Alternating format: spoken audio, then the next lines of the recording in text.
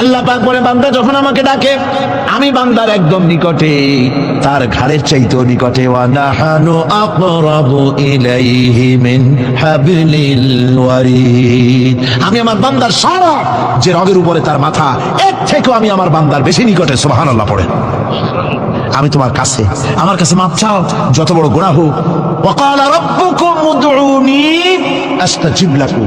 তোমার প্রভু তোমাকে ডেকে বলেছে আমাকে ডাকো, আমি মাফ করে দেবো। সুবহানাল্লাহি ওয়া বিহামদিহি। কত বড় কথা, আমাকে ডাকো, নিরাশ হয়েও না, হতাশ হয়েও না। আল্লাহর গজব বেশি না রহমত বেশি? আল্লাহর রহমত বেশি। হাদিসে কুদসির ভিতরে এসেছে, আল্লাহ পাক বলেছেন কোন বান্দা যদি আমার দিকে এক বিগত অগ্রসর হয়, আমার রহমত তার দিকে এক হাত এগিয়ে যায়। কোন বান্দা যদি আমার দিকে হেঁটে আসে, আমার রহমত তার দিকে দৌড়ে যায়। বান্দা যখন আল্লাহর দরবারে দুহাত উঁচু করে চোখের পানি ফেলে দেয়, মুসলিম শরীফের হাদিসের ভিতরে এসেছে গভীর রাত্রে, রাতের তৃতীয় অংশে আল্লাহ রাব্বুল আলামিন প্রথম আকাশে আসেন আর ডেকে বলেন, পৃথিবীতে আছো নাকি কেউ গুনাহ করে জীবন বরবাদ করে দিয়েছো? আমার কাছে মাফ চাও। ঋণগ্রস্ত আছো, অসুস্থ আছো, অপমানিত আছো, কে আছো মাসলুম, আমাকে ডাকো, আমার কাছে বলো, আমি ডাকে সাড়া দেব, জীবনের আশা পূরণ করে দেব। ওই সময় যেই সমস্ত লোকেরা কান্দে তাহাজ্জুদের নামাজ পড়ে, আল্লাহ জিজ্ঞেস করেন ফেরেশতারা, অমুক অমুক দেশে অমুক অমুক বান্দারা কান্দে কেন? ফেরেশতারা বলে, রব্বুল আলামিন তুমি তো ভালো করে জানো। আল্লাহ বলেন, জানি, তবুও তোমাদের মুখে শুনতে চাই। তারা বলে, রব্বুল আলামিন তোমার এই বান্দা গুনাহ করেছে, গুনার জন্য মাপ চায়, জাহান্নাম থেকে বাঁচতে চায়। আল্লাহ পাক বলেন, ফেরেশতারা আমার এই বান্দারা আমারে দেখেছে নাকি? বলে দেখে নাই। বলে আমার দোজখ দেখেছে নাকি? বলে না, তাও দেখে নাই। আমার বেহেশত দেখেছে নাকি? বলে না, তাও দেখে নাই। আল্লাহ পাক বলেন, ফেরেশতারা সাক্ষী থাকো, ওরা আমাকে দেখে নাই, আমার বেহেশত দোজখ কিছুই দেখে নাই, শুধুমাত্র আমার নবীর কথা, আমার কোরআনের কথা বিশ্বাস করে আরামের ঘুমকে হারাম করে যেভাবে তারা কাঁদতেছে, সাক্ষী থেকে যাও ফেরেশতারা, আমার রহমতের দরিয়ায় জোশ মেরেছে, আমার ওই ক্রন্দনরত বান্দাগুলিকে আমি আল্লাহ মাফ করে দিলাম।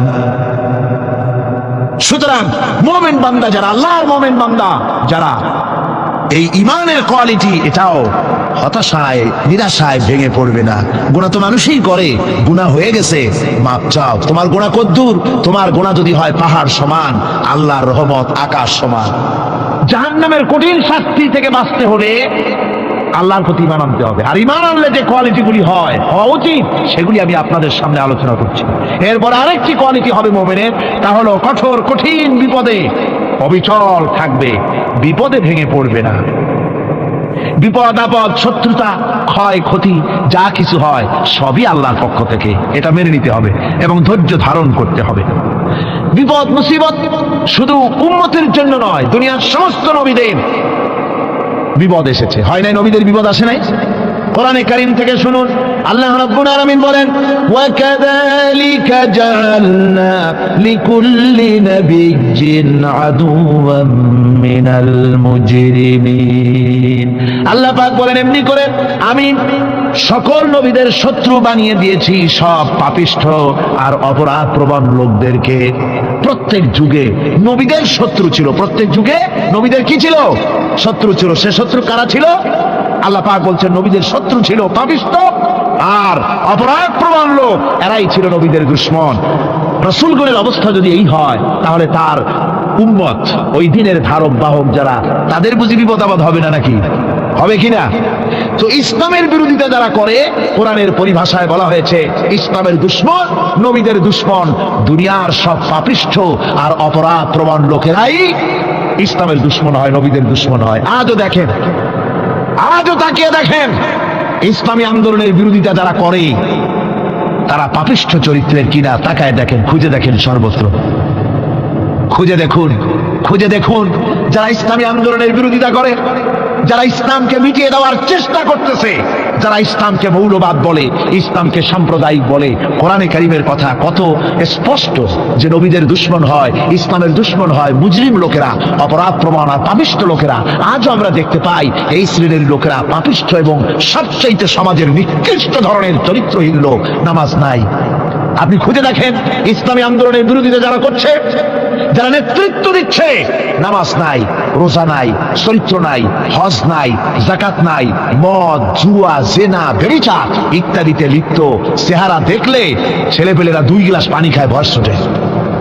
কথা ঠিক কি রাখ? এই হলো অবস্থা। মারে কেন? মুমিনদেরকে, পয়গম্বরদেরকে, সাহাবীদেরকে এবং ঈমানদারদেরকে মারে কেন? তার কারণ হচ্ছে আল্লাহ রাব্বুল আলামিন বলেছেন, ওয়া মা নাকামু মিনহুম ইল্লা আইয়ুমিনু বিল্লাহিল আজিজিল হামিদ। কাফিররা ঈমানদার লোকদেরকে অন্য কোনো অপরাধী নির্যাতন চালায় না, নির্যাতন চালায় শুধু এই কারণে যেহেতু মুমিন লোকেরা পরাক্রমশালী, আল্লাহ রাব্বুল আলামিনের দ্বীনকে কায়েম করতে চায়, তার উপরে ঈমান এনেছে, এই কারণেই তারা মারে। ঠিক কিনা কর? যুগে যুগে নবীদের উপরে, সাহাবীদের উপরে যে অত্যাচার হয়েছে, সেই অত্যাচার এই কারণেই হয়েছে, অন্য কোনো কারণে নয়। এই কঠিন বিপদে অবিচলতা এবং ধৈর্যের দৃষ্টান্ত নবীগণ পেশ করেছেন পৃথিবীর বুকে। আমরা দেখেছি ইব্রাহিম আলাইহিস সালামকে আগুনে ফালানো হয়েছে, আছে না কোরআন শরীফে? আমি কিন্তু গল্প করতেছি না, সব কোরআনের কথা। কিসের কথা? ইব্রাহিম আলাইহিস সালামকে আগুনে ফালানো হচ্ছে। অপরাধ কি? অপরাধ হচ্ছে হযরত ইব্রাহিম আলাইহিস সালাম দাওয়াত দিয়েছেন, লা ইলাহা ইল্লাল্লাহ। জোরে পড়েন, লা ইলাহা ইল্লাল্লাহ, লা ইলাহা লা ইলাহা ইল্লাল্লাহ মুহাম্মাদুর রাসূলুল্লাহ। হযরত ইব্রাহিম আলাইহিস সালাম দ্বীনের দাওয়াত দিয়েছেন, এক আল্লাহর দাওয়াত দিয়েছেন, ঈমানের দাওয়াত দিয়েছেন। আর কোন অপরাধ ছিল না। নমরুদ সহ্য করতে পারলো না। কোরআনে কারীমের মধ্যে সব কথাগুলি আল্লাহ পাক এই জন্য বিধৃত করেছেন, এই জন্য কোরআনে কারীমের মধ্যে সব কথা উঠায় দিয়েছেন, যাতে করে মুমিনেরা বিপদ আসলে পরে যেন ঘাবড়ে না যায়। ইব্রাহিম আলাইহিস সালামকে আগুনে ফেলানো হচ্ছে। ফেরেশতা বলছে, ইব্রাহিম তোমারে আগুনে ফেলায় দেওয়া হতেছে, আমার কাছে সাহায্য চাও, আমার কাছে ক্ষমতা আছে, আগুনগুলো উঠায় নমরুদের বংশ জ্বালায় দেব। হযরত ইব্রাহিম ফেরেশতার কাছে সাহায্য চাইছিলেন নাকি? তিনি বললেন, ফেরেশতা তোমার কাছে সাহায্য কেন চাইব? আমি তো এমন কোন অন্ধ আল্লাহর ইবাদত করি না যেই অন্ধ স্রষ্টা তার গোলামের দুঃখ দুর্দশা না দেখেন। আমি তোমার কাছে সাহায্য চাইব না। হযরত ইব্রাহিম আলাইহিস সালাম পাশ করলেন। কি বলেন, পাশ করছেন না? ঈমানের পরীক্ষায় পাশ। আগুনের মধ্যে হযরত ইব্রাহিমকে যখন ফেলানো হচ্ছে, রব্বুল আলামিন আগুনের প্রতি নোটিশ করে দিলেন, ইয়া নারু কুনি বারদাও ওয়া সালামান আলা ইব্রাহিম। আগুন আমার ইব্রাহিমের জন্য শান্তিদায়ক, ঠান্ডা হয়ে যা। এখন কি আর আগুনের বাপের ক্ষমতা আছে ইব্রাহিমের পোড়ানো? আর ক্ষমতা নাই। আমার বন্ধুগণ, ইব্রাহিম আগুনের ভিতরে আরামে বসা আছেন, আর ওদিকে নমরুদ বসে বসে দেখতেছে দূর থেকে। ইব্রাহিম তো জ্বলে না, গায়ের মধ্যে আগুন জ্বলে গেল। ডাক দিয়া কয়, আগুন তোর হলো কি? কেন জ্বালাইতে পারিস না আমার দুশ্মন রে? হলোটা কি তোর? তোর কি জ্বালানোর শক্তি বন্ধ হয়ে গেল নাকি?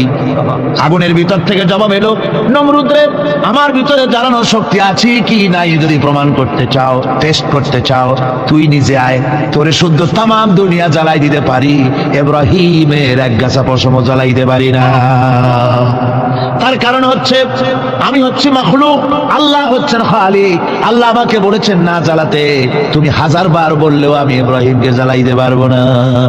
কোরআনে কারীমে ঘটনা বলে মুমিনদেরকে সাহস দেওয়া হচ্ছে, মুমিনেরা দ্বীনের কাজ করতে গিয়ে বিপদ আবাজ আসবে, ঈমানের দাবি হলো বিপদ আসবে, আর বিপদ আসলে ঘাবড়ায় যেও না, মুসিবতে পড়ে চিন্তায় পেরেশানে হয়রান হয়ে যেও না।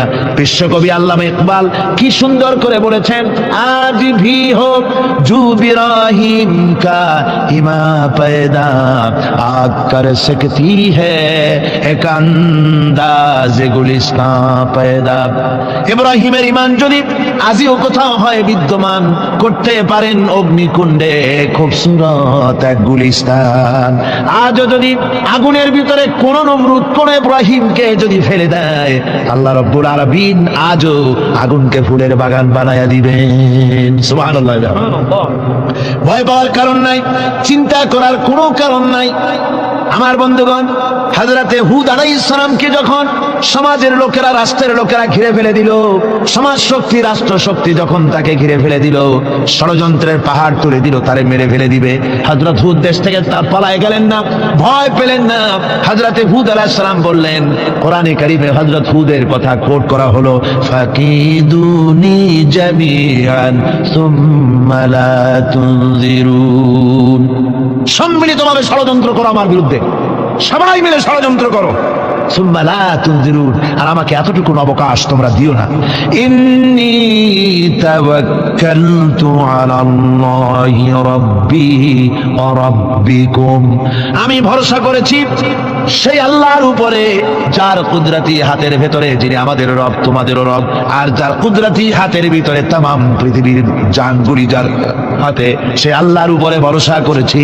ষড়যন্ত্র যদ্দূর আছে করতে থাকো, আমি ষড়যন্ত্র পরোয়া করি না। সুবহানাল্লাহ। এটাই হলো মুমিনের কোয়ালিটি। শুধু ঈমান, লা ইলাহা ইল্লাল্লাহু মুহাম্মাদুর রাসূলুল্লাহ, গরুর গোশত খাই, আর রবিউল মাস আসতে পরে ইয়া নবী সালাম আলাইকা, ইয়া রাসূল সালাম আলাইকা, তারপরে গরম গরম জিলাপি আর রসগোল্লা খাইলাম খুব বেশি করে, এর নাম মুমিন নয়। মুমিন হচ্ছে তার চলায় ফেরায়, ওঠায় বসায় সাহসিকতার এক আন্দাজ তৈরি হবে সে। আমার ভাইরা, বিপদে অবিচলতা আমাদেরকে পয়গম্বরেরা শিক্ষা দান করেছেন। আমরা দেখতে পেয়েছি বিশ্বনবী জনাবে মুহাম্মদুর রাসূলুল্লাহ সাল্লাল্লাহু আলাইহি ওয়াসাল্লাম হিজরতের রাত, কাফেররা চতুর্দিকে দাঁড়ানো, হযরত জিবরাইল এসে বলেন, ইয়া রাসূলুল্লাহ, হে কাফেররা চতুর্দিকে ঘিরে দাঁড়িয়েছে, গভীর রাত, এখন হাতে তাদের তরবারি, সকাল হলে পরেই তারা আপনাকে মেরে ফেলে দেবে, তাড়াতাড়ি ওঠেন, মদিনার দিকে চলে যান। আল্লাহ নবী ঘুমের থেকে জেগে হযরত আলীকে ডেকে বলেন, আলী, আল্লাহ অর্ডার করেছেন আমি মদিনায় চললাম, আমার বিছানার পরে আমার চাদর গায়ে দিয়ে শুয়ে থাকো। হযরত আলী বলেন, আল্লাহর হাবিব, আপনার চাদর গায়ে দিয়ে ঘুমিয়ে থাকবো, সকালবেলায় কাফির বেঈমানেরা আপনার বিছানার পরে আপনার চাদর গায়ে দেওয়া অবস্থায় আমি আলীকে তারা মুহাম্মদ মনে করবে, আর আমি আলীকে নবী মনে করে তারা তাদের তরবারি দিয়া কেটে কেটে টুকরা টুকরা করে আমারে বিদায় করে দেবে দুনিয়া থেকে। এতটুকুনো পরোয়া করি না, বরং আমার দিলের মধ্যে এটাই তৃপ্তি থাকবে যে আমি আলীর জীবনের বিনিময় আল্লাহর হাবিব দুনিয়ায় বেঁচে আছেন। নবীজি ঘরের থেকে বেরোলেন, চতুর্দিকে কাফেররা দাঁড়ানো, আল্লাহ নবী হাতে এক মুষ্টি বালু হাতে নিয়ে শাহ হাতের বজু পড়ে তিনবার দম করে বালুগুলো ছেড়ে দিলেন। বালিগুলি ঘরের চতুর্দিকে কাফেরদের চোখে চলে গেল।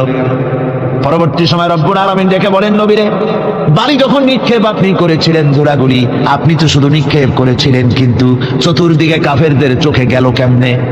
একদিকে মেরেছিলেন, সেই দিকেই তো যাওয়ার কথা ছিল, চতুর্দিকের কাফেরের চোখে চোখে সেগুলো পৌঁছে গেল কেমনে? ওয়ামা রামাইতা ইদ রামাইতা ওয়ালাকিন্নাল্লাহ রামা। আপনি নিক্ষেপ করেন নাই, যখন আপনি নিক্ষেপ করেছিলেন আপনি তো শুধু বালু কণা ছেড়েছেন, আর ওই বালু কণাগুলি ঘরের চতুর্দিকে সব কাফেরদের চোখে পৌঁছবার দায়িত্ব আমার কুদরত গ্রহণ করেছিল। আমার ভাইরা, নবীজি বিপদে, এতগুলি শত্রু তরবারি নিয়ে তিনি বিপদে ধৈর্য হারা হন নাই, আস্তে করে ঘরের থেকে বেরিয়ে হযরত আবু বকরের বাড়িতে গিয়ে হাজির। দরজায় গিয়ে আওয়াজ দিলেন, আবু বকর। অমনি দরজা খুলে গেল, লাব্বাইক ওয়া সাদাইক। হুজুর বলেন, আবু বকর রে, একটা ডাকে কেমনে সাড়া দিলে? তুমি কি ঘুমাইছিলে না?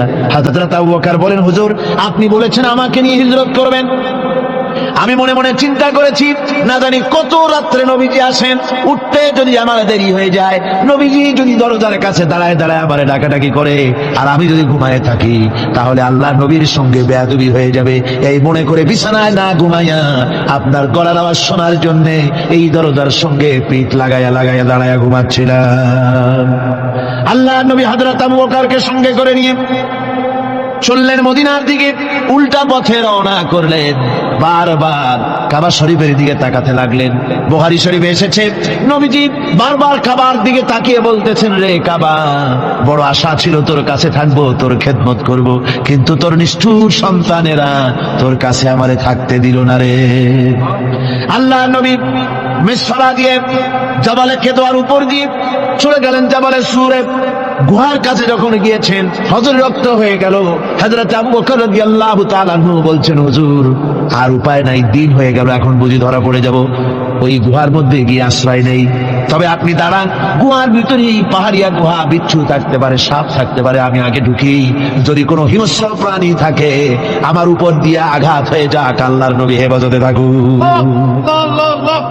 হযরত আবু বকর রাদিয়াল্লাহু তাআলা আনহু গুহার ভিতরে নামলেন, নেমে গুহা সাফ করে হুজুরকে ডাকলেন। হুজুর তাশরীফ ফরমালেন গুহার মধ্যে। হুজুর বলেন, আবু বকর, হেঁটে হেঁটে কষ্ট হয়ে গেছে, তুমি বসো, তোমার উলুর উপরে মাথা রেখে আমি একটু ঘুমায়ে যাই। আল্লাহর হাবিব ঘুমায় গেলেন। হযরত আবু বকর লক্ষ্য করে দেখেন চতুর্দিকে অনেকগুলি গর্ত দেখা যায়। এই গর্ত থেকে সাপ আসতে পারে, বিচ্ছু আসতে পারে মনে করে নিজের গায়ের চাদর ছিঁড়ে ছিঁড়ে গর্তগুলি বন্ধ করা শুরু করে দিলেন। কয়েকটা গর্ত বন্ধ করার মতো চাদর আর নাই, পাও দিয়ে চেপে ধরলেন। এক পাহাড়িয়া বিষধর সাপ বেরোবার জন্য চেষ্টা করে বেরোবার পথ খুঁজে না পেয়ে হযরত আবু বকরের পায়ের উপরে দংশন করেছে। বিশেষ যন্ত্রণায় হযরত আবু বকরের চোখ থেকে পানি দরদর করে পড়ছে। রাসূলুল্লাহর ঘুম ভেঙে গেল। আল্লাহর নবী তাকে বলেন, আবু বকর, চোখে পানি কেন? বাড়ির কথা বুঝি মনে পড়ে গেছে? হযরত আবু বকর বলেন, ইয়া রাসূলুল্লাহ, আল্লাহর নামে কসম করে বলি, যেই দিন আমি ঈমান এনেছি ওই দিন থেকে আমার মা বাপ, আমার কোলে আমার সন্তান, আমার স্ত্রী, আমার জায়গা জমি ঘর বাড়ি, এমনকি আমার নিজের আত্মার চাইতে হুজুর আপনারে ভালোবাসি বেশি। তাহলে কাঁদো কেন? হযরত আবু বকর বলেন, হুজুর, বাড়ির জন্য কাঁদি না, ছেলে পেলের জন্য কাঁদি না, সাপে দংশন করেছে, যন্ত্রণায় কাঁদতেছি। আল্লাহ নবী সঙ্গে সঙ্গে মুখ থেকে থুতু বার করে যন্ত্রণার জায়গায় লাগাই দিলেন। সঙ্গে সঙ্গে যন্ত্রণা বন্ধ হয়ে গেল। হুজুর বললেন, আবু বকর, প্রথম যখন তোমার এই আঘাত করেছিল সাপে, আমাকে কেন তাড়াতাড়ি বলো নাই? এতক্ষণ তো তোমার কষ্ট হতো না। হযরত আবু বকর বলেন, ইয়া রাসূলুল্লাহ, ওটা তো সাপে কাটার যন্ত্রণা, ওই যন্ত্রণায় আমার রক্ত জ্বলতেছে, যন্ত্রণায় যন্ত্রণায় আমার কলেজাটা যদি ফেটেও যেত। আল্লাহর হাবিব আরাম ফরমাচ্ছিলেন, আমি তাকে আর আমি বিঘ্ন ঘটাতে পারতাম না। আমার ভাইয়েরা, হযরতে আবু বকর, হযরতে রাসূল দুজন বসে আছেন। এমনি সময় কাফের বেঈমানেরা খুঁজতে খুঁজতে জায়গা মতো এসে গেছে। একজনে বলে ভিতরে আছে, আর একজনে বলে নাই। পায়ের যদি থাকবে তাহলে মাকড়সায় চাল বুনালো কি করে, পাখি ডিম পেড়ে বসে আছে কি করে, তাদের সন্দেহ হতে লাগলো। এর মধ্যে না একজন বলে আছে আর একজন বলে নাই। হযরত আবু বকর ভয়ের চোটে কেঁদে ফেলেছেন। হুজুর, আর উপায় নাই। এই যে অবস্থা, এই অবস্থার ভিতরে, এই অবস্থার ভেতরেও আল্লাহ নবী এতটুকু ঘাবড়ে যান নাই। শত্রুরা তরবারি নিয়ে এসেছে, সুযোগ পেলেই একটু তাকারি দেখতে পাবে, তুলে মেরে ফেলে দেবে। আল্লাহর হাবিব মোটেই ধৈর্য হারালেন না, এতটুকু হতাশ হলেন না। আল্লাহ পাকের হাবিব তার সাথীকে কি বললেন? তখন কোরআনে কারীম সূরা তওবার মধ্যে আল্লাহ তা উদ্ধৃত করেছেন মুমিনদের জন্য, ইযহুমা ফিল গার ইয ইয়াকুলু লিসাহিবিহি লা তাহজান ইন্নাল্লাহা মা'ানা।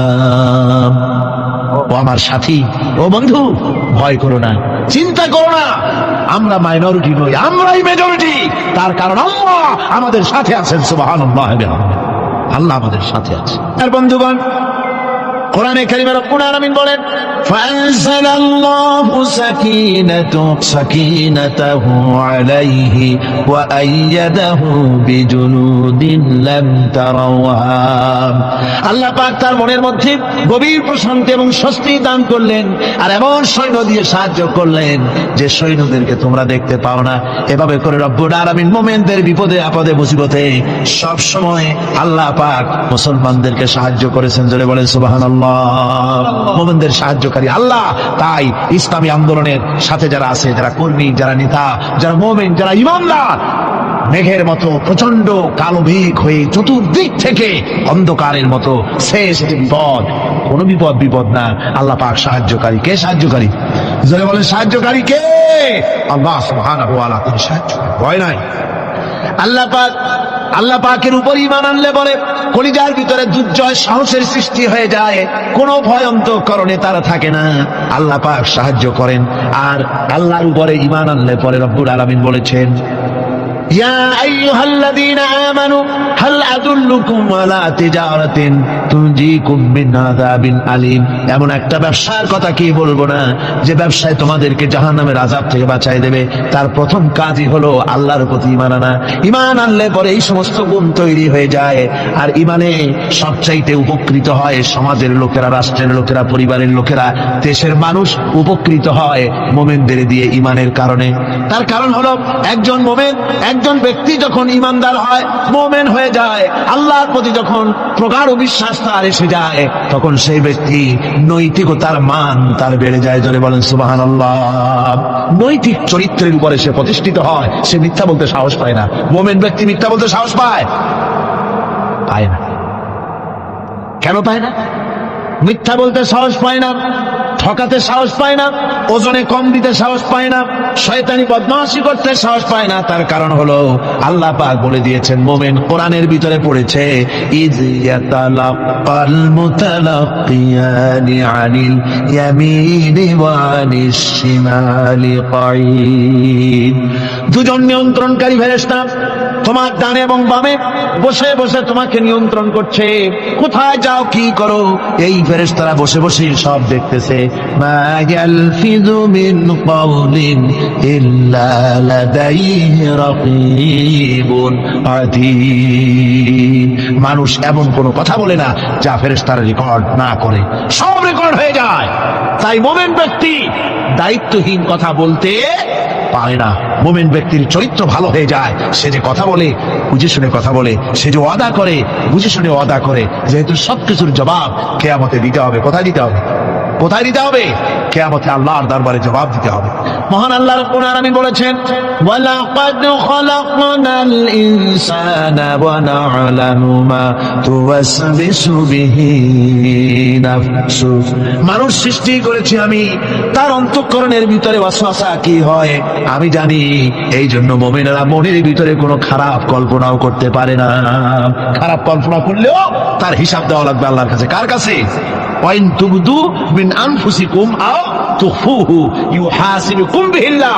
আল্লাহ বলেন, মনের মধ্যে যেসব কল্পনা করো তা প্রকাশ করো আর গোপন রাখো, ওইটার হিসাব দিব আমি আল্লাহ পাক। কিয়ামতের দিন আমার কাছে হিসাব দিতে হবে। বন্ধুগণ, এই জন্য মুমিন যারা, মুমিনদের চরিত্র প্রতিষ্ঠিত হয়, মুমিনদের ধারণা থাকে যেখানেই যাই না কেন, যেখানেই বসি না কেন, সেখানেই আল্লাহ, আল্লাহ ছাড়া কোনো জায়গা নাই। আছে নাকি? আছে। আল্লাহ পাক বলেন, মা ইয়াকুনু মিন নাজওয়া সালাসাতিন ইল্লা হুয়া রাবিউহুম। তোমরা যেখানে তিনজন মিলে পরামর্শ করো, মনে রেখো তিনজন নও, ওখানে চতুর্থ সত্তা আমি রব্বুল আলামিন তোমাদের কাছে আছি। সব শুনি আর দেখি, পাঁচজন যেখানে হও সেখানে আমি ষষ্ঠ। এর থেকে যদি কম হও, এর থেকে যদি বেশি হও, বান্দারে তুমি আছো যেখানে আমি আল্লাহ আছি সেখানে। উপায় নাই, সব জায়গায় আমি দেখতে পাচ্ছি। শুধু তাই নয়, রাত্রিবেলায় মানুষেরা গোপনে পরামর্শ করে, করে না? করে কিনা? রাতে রাতে পরামর্শ করে, এক জায়গায় বসে, হলের মধ্যে, পাহাড়ের মধ্যে, কোন জায়গায় বসে পরামর্শ করে। কি পরামর্শ? ইসলামী আন্দোলনের লোকদের মারবে, কোথায় তাদের ধরবে, কোথায় তাদের অত্যাচার করবে, এই সমস্ত পরামর্শ করে। আল্লাহ পাক বলছেন, শুনুন, আল্লাহ রাব্বুল আলামিন বলেন, ওয়া হুয়া মাআহুম ইয ইউবাইতুনা মা লা ইয়ারদা মিনাল কাউল ওয়া কানা আল্লাহু বিমা তা'মালুনা মুহীতা। আল্লাহ পাক বলেন, তিনি তো ঠিক সেই সময়ও তোমাদের কাছে থাকেন যখন তোমরা নিজেদের ঘরের মধ্যে বসে, কোন এক জায়গায় বসে আল্লাহর মর্জির খেলাফ পরামর্শ করো, আল্লাহ তখনও তোমাদের কাছে থাকেন। আল্লাহর ইহাতা থেকে, আল্লাহর কর্তৃত্ব থেকে বেরিয়ে যাওয়ার কোনো উপায় নাই। সুতরাং গোপনে বলেন, প্রকাশ্যে বলেন, যেভাবেই যা কিছু করা হোক না কেন, আল্লাহর কাছে আমাদের সমস্ত অপরাধগুলি ধরা হয়ে যায়। আর এটাই হচ্ছে ঈমানের সীমা পরিসীমা। তিলকা হুদুদাল্লাহ ফালা তা'তাদুহা। তিলকা হুদুদুল্লাহ, এটাই হচ্ছে আল্লাহর সীমানা। ঈমানের এই সীমারেখা বজায় রেখে ঈমানের উপরে মজবুত করে কোনো ব্যক্তি, পরিবার, সমাজ, রাষ্ট্র যদি তৈরি হয়, তাহলে সেই সমাজই শান্তি আসে, সেই সমাজই আরাম আসে, সেই রাষ্ট্র শান্তিপূর্ণ হয়, সেখানে দিন কায়েম হয়, মানুষ সুখ সমৃদ্ধি খুঁজে পায়। সুতরাং আমরা আজকে আলোচনা করলাম ঈমানের কোয়ালিটি। কি আলোচনা করলাম? ঈমানের কোয়ালিটি। এই কোয়ালিটি দিয়ে যেন আল্লাহ আমাদেরকে ভরপুর করে দেন। জোরে বলেন আমিন। আরো জোরে বলেন